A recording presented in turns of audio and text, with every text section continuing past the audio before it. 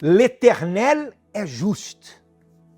Exactement cela. Que Dieu vous bénisse à tous.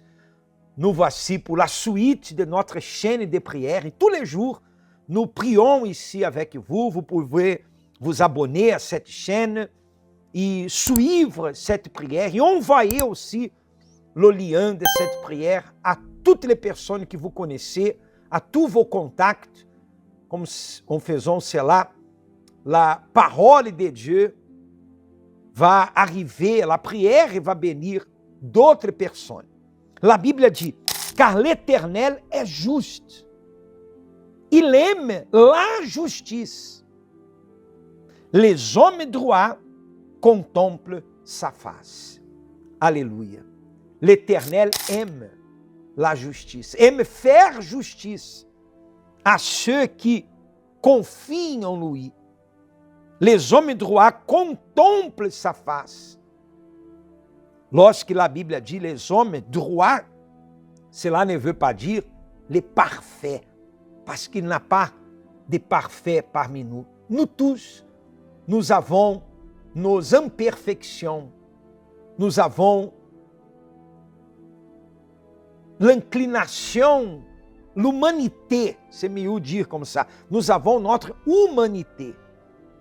Mais lorsque nous manifestons notre foi et nous vivons dans la justice, cela veut dire éloigner du péché, devant la présence de Dieu, il honore notre foi. Comme les témoignages que nous vous montrons ici tous les jours, des personnes qui ont manifesté la foi et qui ont eu sa vie complètement transformée. Accompagnez ce témoignage maintenant de ce couple. Ce témoignage aussi a attiré beaucoup mon attention. Parce que malgré les conquêtes qu'il y avait, il manquait le Saint-Esprit. Il y avait un vide en lui-même. Mais lorsqu'il a reçu le Saint-Esprit,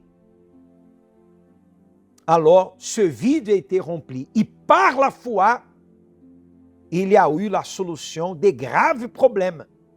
Et aussi des problèmes de maladie. Regardez avec moi, nous revenons après avec la prière. C'est ici que j'ai rencontré Josinaldo. Le premier jour où je l'ai rencontré, je suis déjà tombée enceinte. 3 jours plus tard, on vivait déjà ensemble. C'est alors que j'ai découvert son passé, qu'il était consommateur de drogue, il fumait du cannabis, prenait de la cocaïne et même du crack. Et c'est là que notre enfer a commencé. Je suis tombée dans une profonde dépression et je devais aller le chercher dans les quartiers. Je le trouvais drogué, ivre, moi enceinte, le traînant sur mon dos pour le ramener à la maison. Et ça a duré très longtemps comme ça. J'ai ma fille, puis une autre. C'est alors que j'ai découvert qu'il m'avait trompée. J'ai reçu un message disant qu'il m'avait trompée.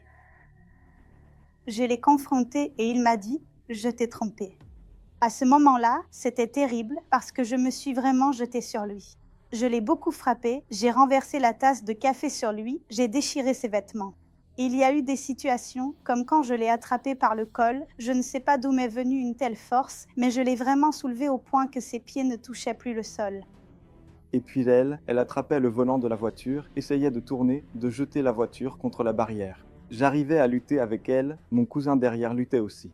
Et cette situation a duré environ 15 ans. Et même si on se disputait beaucoup, je ne m'imaginais pas sans lui. J'avais honte de retourner chez ma mère parce qu'elle m'avait beaucoup conseillé de ne pas me marier et malgré tout, j'ai voulu le faire. Alors, je cachais tout. Je menais une vie d'apparence, je cachais tout à ma famille et souvent même avec ma fille dans les bras, on se disputait.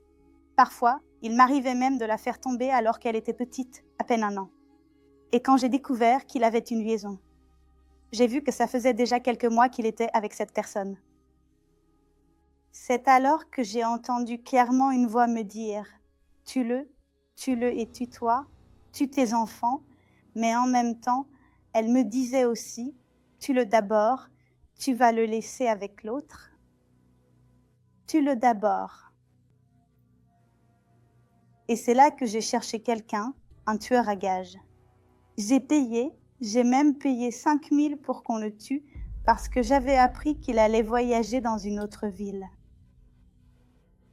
Et comme je connaissais les horaires du bus qu'il allait prendre, j'ai demandé à cette personne de simuler un braquage dans ce bus, mais avant de le tuer, qu'il le laisse conscient de la raison pour laquelle il était en train de mourir.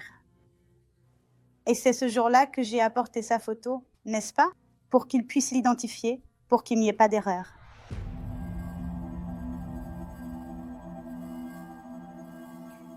Et c'est alors qu'il a finalement renoncé au voyage. Oui. Moi-même, je ne sais pas pourquoi, tout était déjà prêt pour que je parte, mais finalement je n'ai pas pu voyager. Quand j'ai vu que cette situation n'avait pas marché, alors j'ai moi-même planifié de le tuer. J'ai donc prévu une nuit où il viendrait dormir là-bas. J'ai caché un couteau, j'ai attendu qu'il s'endorme, j'ai fermé la porte à clé, j'ai caché la clé et j'allais prendre ce couteau pour le tuer. Mais je n'ai pas retrouvé ce couteau là où je l'avais caché. Alors c'était à main nue. Ça a été une nuit de lutte. Une nuit de lutte. C'est là qu'elle a commencé à se jeter sur moi. Je n'étais pas Jacob, non, mais j'ai passé toute la nuit à me battre pour me défendre, pour survivre, parce que c'était moi qui essayais de me défendre et elle qui me sautait dessus. Et elle me griffait, elle m'a griffé partout, elle a déchiré mes vêtements. C'est alors qu'il a pris la clé dans mes vêtements et s'est enfui.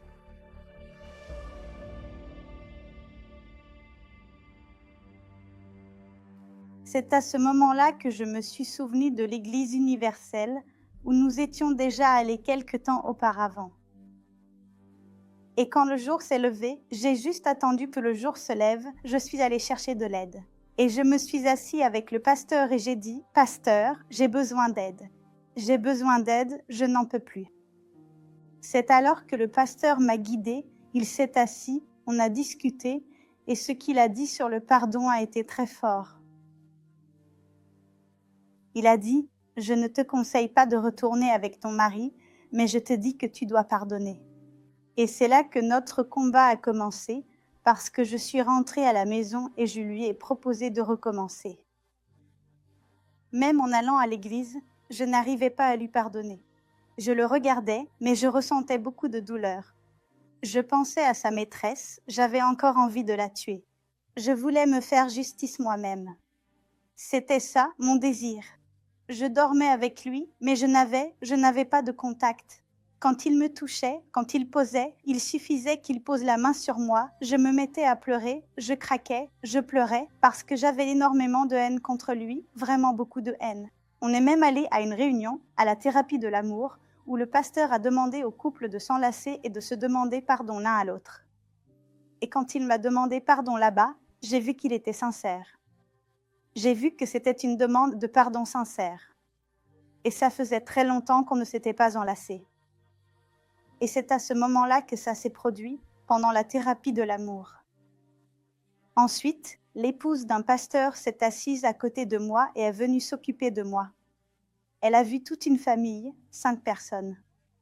Et cette épouse n'est pas venue vers moi avec des mots doux, avec des sentiments. Elle est venue vers moi avec des paroles sincères, ça a tout changé. Quand elle m'a dit « Madame, vous avez tort. Votre mari vous a-t-il trompé ?» Oui. C'était un manque de caractère? Oui. Mais s'il se réconcilie avec Dieu, il est sauvé.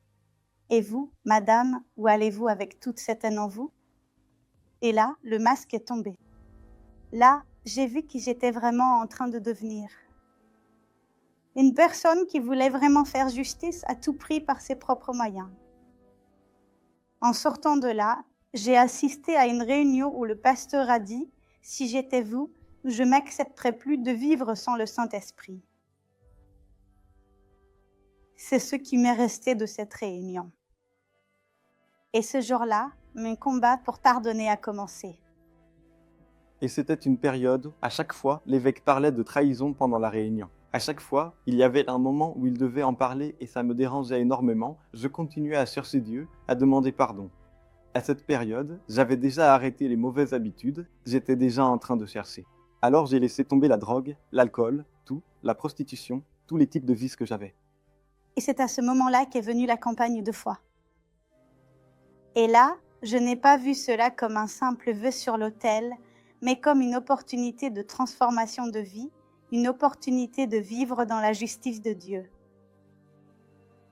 Et c'est là qu'on a discuté, Dieu m'a parlé, pour qu'on sacrifie ma plus grande fierté, qui était mon alliance, mon mariage. À 5 heures du matin, avant d'aller à l'église le dimanche, j'ai déjà appelé sa maîtresse parce que j'avais son numéro, j'avais tous ses contacts. Je l'ai appelée et je lui ai demandé pardon. Elle n'a pas compris, bien sûr, parce que je voulais la tuer. Je suis allée chez elle 3 fois pour essayer de la tuer. Elle n'a pas compris. Mais à ce moment-là, j'ai enlevé un poids de mes épaules. C'était une tonne, un poids énorme que j'ai retiré de mes épaules et j'ai demandé pardon à lui aussi. Et nous sommes montés sur l'autel, n'est-ce pas? Nous sommes montés ensemble. Là, à ce moment-là, c'était différent. On savait déjà, on était sûr que Dieu avait accepté notre sacrifice. Quand j'ai réussi à demander pardon à elle et aussi à lui demander pardon. Dieu a dit, voilà, là, le sol est fertile, il va porter du fruit, n'est-ce pas? C'est alors que Dieu m'a dit, tu es ma fille, tu es à moi. Et je me souviens que je l'ai regardé et j'ai vu en lui un enfant qui avait besoin d'aide. Et j'ai seulement demandé à Dieu de l'aider. Dieu, aide-le à se pardonner parce qu'il doit avoir ce que le Seigneur m'a donné aussi. Et alors, un mot est venu en moi, auquel je n'aurais jamais pensé me souvenir. Et cette certitude, alors Dieu a dit, je ne vois pas comme l'homme voit. Voilà, là, la certitude est venue. Là, déjà. Là, c'était vraiment trop bien, non?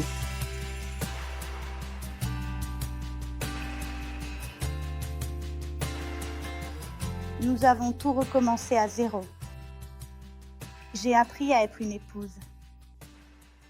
J'ai appris à être mère. J'ai appris à être une femme sage. Je peux en parler parce que je l'ai connue avant et je l'ai connue après qu'elle soit née de Dieu. Parce que je savais que si un jour je la trompais, elle m'aurait vraiment tué, parce que je savais déjà que son tempérament était compliqué. On s'est mariés à l'hôtel. On a tout recommencé, tout était nouveau. On a commencé à bien faire les choses. Et moi, avant, j'avais envie de le frapper. Aujourd'hui, je le prends dans mes bras. Maintenant, c'est des petits mots doux par-ci, par-là. C'est une bénédiction. La transformation complète. C'est la joie. Aujourd'hui, on est dehors et on est impatient de rentrer chez nous. Oui, avant je n'avais pas envie de rentrer à la maison, mais maintenant, je n'ai plus envie d'en sortir.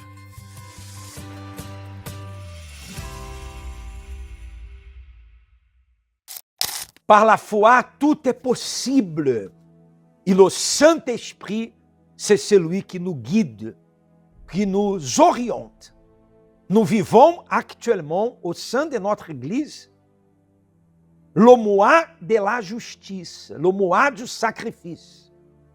Et cette campagne de foi que nous vivons, sûrement, va bénir votre vie. Il y a des moments où la justice semble tellement lointaine.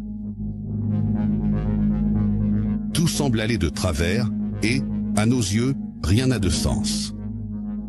C'était une très grande injustice. Tu élèves une fille pour qu'elle serve Dieu, et pourtant elle décide de servir ce monde. Plus on essaie de comprendre, plus on s'enfonce dans les pourquoi. Le jour où elle a dit « Je suis athée », je n'y crois pas. Sur le moment, c'est le choc, la tristesse. Je me suis dit « Ce n'est pas possible que ça soit arrivé. Je suis sur ton autel en train de prêcher ta parole, de te servir, Seigneur, Dieu vivant. Regarde dans quel état est la situation à la maison. » Mais quand il y a la foi, il y a en effet véritablement la certitude que l'injustice apparente n'est pas la fin. Même si au début cela semble injuste, cela finit par servir la justice de Dieu. Je disais que je ne voulais pas suivre le même chemin qu'eux. Et aujourd'hui, j'ai le désir de servir Dieu. Où ça? Sur l'autel. Elle ne dépend pas d'avocats, de témoins ou de tribunaux. Elle dépend de la foi, qui ne vacille pas, qui n'abandonne pas et ne cède pas face aux circonstances. Elle transforme la mort en vie. Celle-ci, c'était ma mère. Oui, elle en est arrivée à ne peser que 23 kilos. Il y a eu une situation où un médecin, qui était spécialiste dans son cas, et on a vraiment tout fait pour l'emmener le voir. Et quand il l'a vue sortir de la voiture, tout de suite, il a refusé de la prendre en charge.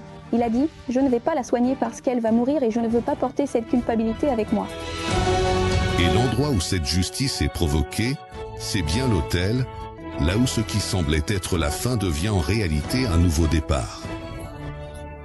Viens maman. Aujourd'hui, je suis vivante et forte. Et pour ceux qui veulent la vie que Dieu promet, il n'y a pas d'autre issue. C'est soit l'autel, soit l'autel.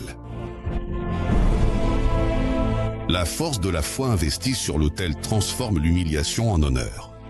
Ici, on a eu une perte d'un demi-million, un travail de 17 ans. Et on a tout perdu en un seul jour. Au milieu de tout le chaos, de l'inondation qu'on a traversée, j'ai reçu un diagnostic de cancer du sein. Quand je l'ai découvert en août, il n'y avait qu'un seul nodule. En octobre, il y avait déjà 4 tumeurs dans le même sein. Et à la fin, il est en effet absolument impossible d'ignorer que tout devient matière première, essentielle et fondamentale, pour la justice de Dieu dans la vie de celui qui croit. Dieu a tout restauré en 6 mois, tout ce qu'on avait perdu. Et le cancer? Vous n'avez pas parlé du cancer? Le cancer a disparu. Je suis guérie grâce à Dieu. Il y a eu une injustice. Et c'est à travers cette injustice que Dieu a permis que la justice de Dieu se manifeste. Le juste vivra par la foi.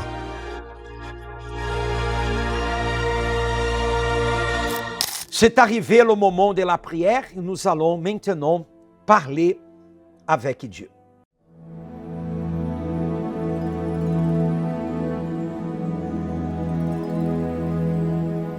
Mon Dieu et mon Père, au nom du Seigneur Jésus-Christ, j'élève mes mains vers le ciel. Et j'élève la Bible aussi. Parce que ta parole, c'est la loi.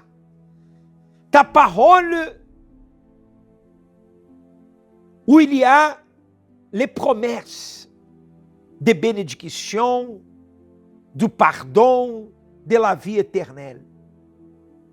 Ta parole, ici, c'est écrit plus de 8000 promesses de bénédiction. Et tout ce que nous voulons, mon Dieu, tout ce que nous te demandons, c'est l'accomplissement de ta parole dans la vie de celui qui croit, afin que ton nom soit loué, afin que ton nom soit glorifié. Oui, mon Père. Parce qu'une fois notre vie bénie, nous pourrons témoigner de ta grandeur. Nous pourrons témoigner que tu es vivant. Et dans un monde d'incrédulité, toutes les personnes vont savoir que tu es Dieu, que tu es vivant, que tu es puissant. Alors l'Éternel des armées, nous te clamons et nous te remercions d'avance. Nous avons la certitude que tu nous écoutes. Merci, mon Père. Au nom du Seigneur Jésus-Christ. Amen et Amen. J'en suis sûr que l'Éternel, il écoute notre prière. Tous les jours, nous sommes ici en persévérance. Que Dieu vous bénisse à tous et à demain, ici, dans la suite de notre prière. Ce mois que nous vivons, le mois de la justice. Que Dieu vous bénisse.